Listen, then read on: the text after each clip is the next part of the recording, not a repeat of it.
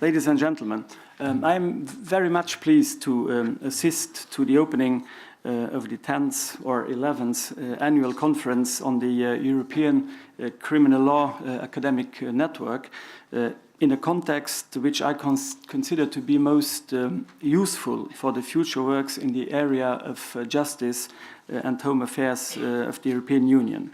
The Ministry of Justice of Luxembourg, as you mentioned it, has over the last years financially supported the ECLAN, a support that justifies itself by the importance achieved by the network. Having a strong network which allows academics to cast a critical eye on the works in the area we are working in is indeed indispensable. I'm also proud to say that the University of Luxembourg is also broadly represented in the ECLAN, contributing thus to an enlargement of the academic panoply. The topic chosen for this conference is a subject with which EU legislators are confronted every day. As the different panels that will be held in the next 2 days rightly point out, there is a whole area of balances that need to be struck in making EU policy and legislation. The balance between the EU and the member states, the balance between diversity and unity, the balance between prosecution and defense, to only name a few. In the EU criminal law and the instruments that are currently under discussion in the said area, it is of utmost importance to strike these balances. It is something we strive for every day.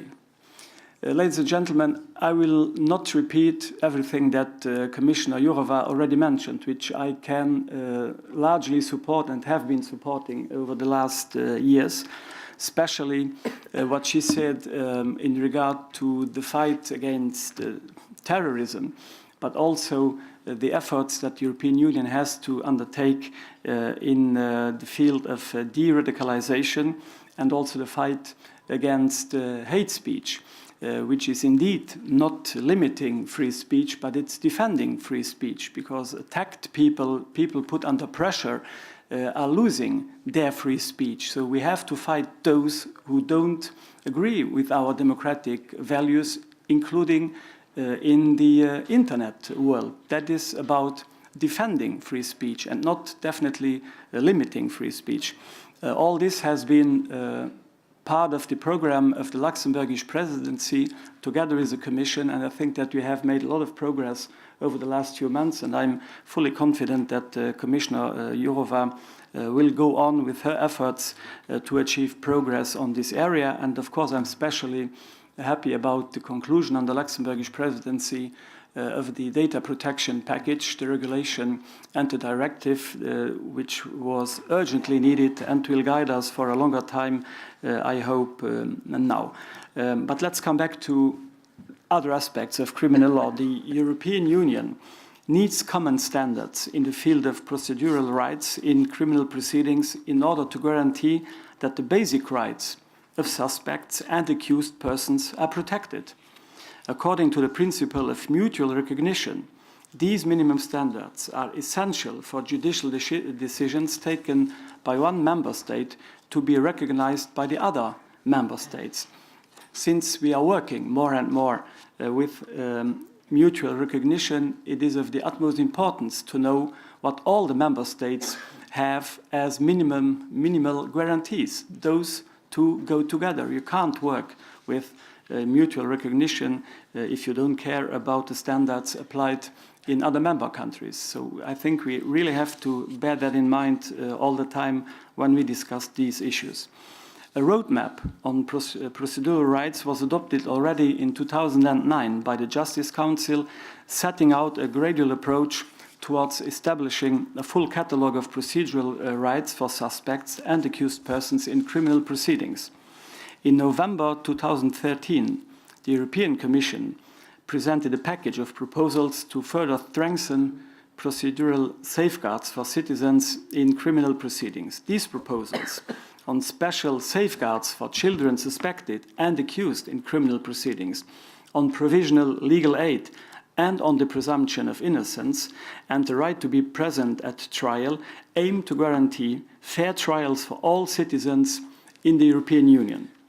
The directive on presumption of innocence and the right to be present at trial in criminal proceedings has been adopted on the basis of the texts negotiated with the European Parliament by first the Latvian presidency and at the end by the Luxembourg presidency. The presumption of innocence is a fundamental principle and one of the most important rights of the defense.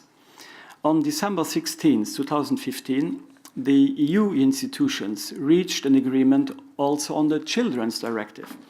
The directive provides for EU-wide minimum standards addressing the inconsistency of the procedural protections applicable to children facing criminal justice proceedings.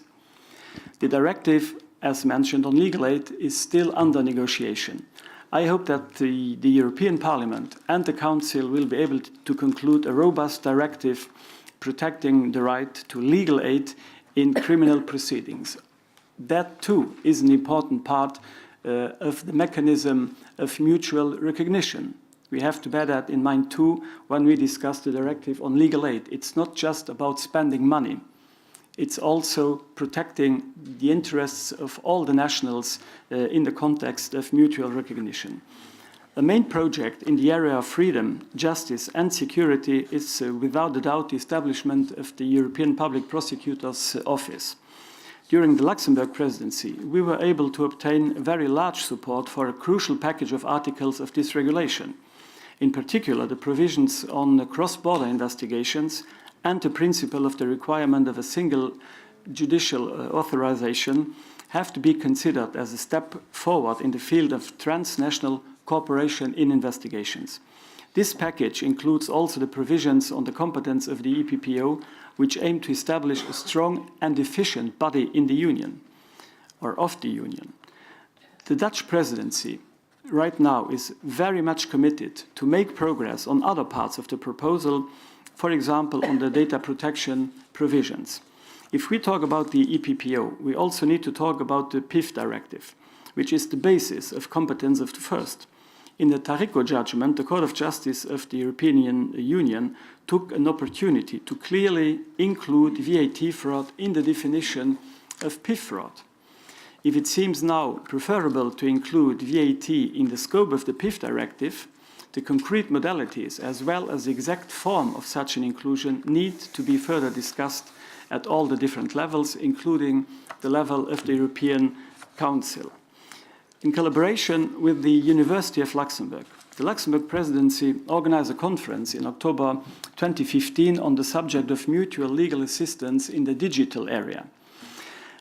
The conference contributed to point out the difficulties our prosecution and law enforcement authorities face in the collection and retention of e-evidence. These struggles need to be addressed either by using efficiently the instruments already adopted, in particular the European Investigation Order, or if necessary by bringing forward new ones. Let me, however, stress that providing the judicial and law enforcement authorities with the right instruments to collect and store evidence has to go hand in hand with a satisfactory, at least, regime on the protection of the fundamental rights, as it was pointed out by the Court of Justice of the EU in its digital rights judgment from the 8th of April 2014. Today, data retention is an often used investigative tool.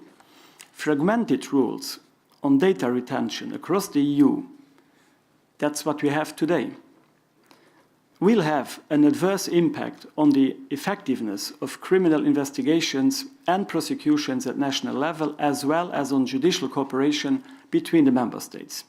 Therefore, I'm convinced that a new European common framework to harmonize retention of and access to data with strong safeguards, according to the judgment, the decision of the European Court of Justice, is necessary. Whatever may be the personal appreciation of data retention, more or less skeptical to that instrument is, bottom line, what we need at first is to have common European rules in all the member countries. And we don't have that right now. We have right now like 28 different answers to that court decision of April 2014. That makes it unclear, that makes it ineffective, and we need, and that was also an initiative of the Luxembourgish presidency in the Council, we need to go on with the discussion, which at the end has to produce, again, common European rules in accordance with the decision taken by the court. That is not shared today by all the member countries. There is skepticism, I know, but I think that's the only way possible. Dear participants, especially this last point shows that striking the right balances is a crucial part of EU lawmaking. Let me commend the ECLAN for addressing the questions of balances from various perspectives in the field of EU criminal law. I'm looking forward to reading the outcome of your debates.